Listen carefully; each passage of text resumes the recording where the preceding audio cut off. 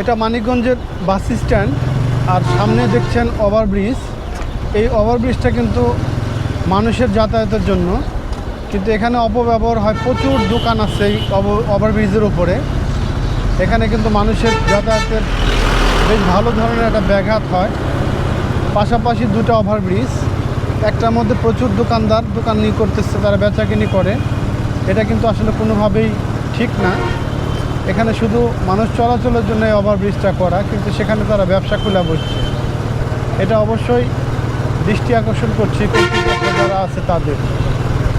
আর মানিকগঞ্জ শহরের এই bus stand area এটা 1/1 লেন করছে। এই রাস্তাঘাটগুলা 1/1 লেন করাতে অনেক সুন্দর কিন্তু একটা পরিবেশ সৃষ্টি হয়েছে। এখানে যানজটও হয় না এরকম, এবং কোনো ধরনের অ্যাক্সিডেন্টও হচ্ছে না।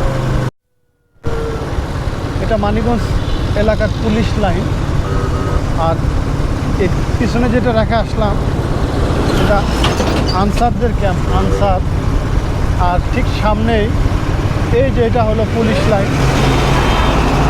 এটা বাস স্ট্যান্ডের আশপাশ এরিয়াতেই পড়ছে। এটা ঠিক এরকম সৌন্দর্য মানিকগঞ্জের বিভিন্ন জায়গায় আছে। আপনারা মানিকগঞ্জ শহরে আসলে অবশ্যই সৌন্দর্যগুলো উপভোগ করতে পারবেন। এটা আরেকটু সামনে যদি আমি আগাই, তাহলেই মানিকগঞ্জ জেলা কারাগার, পুলিশ লাইনের সংলগ্ন এলাকায় জেলা কারাগার মানিকগঞ্জের। জেলা কারাগারটা ঠিক এই যে পাশে, এটাই হলো মানিকগঞ্জ কেন্দ্রীয় জেলা কারাগার। এখানে যারা অপরাধ করে তাদেরকে এখানে রাখা হয়। আর এটা বাস স্ট্যান্ডের এরিয়া পড়ছে। তো এইরকম ছোটো ছোটো ভিডিও আপনাদের মাঝে শেয়ার করি, এবং আপনারা সাপোর্ট না করলে কিন্তু আমরা সামনের দিকে এগোতে পারবো না। আপনাদের প্রত্যেকটা ভালোবাসা আমাদের কাম্য।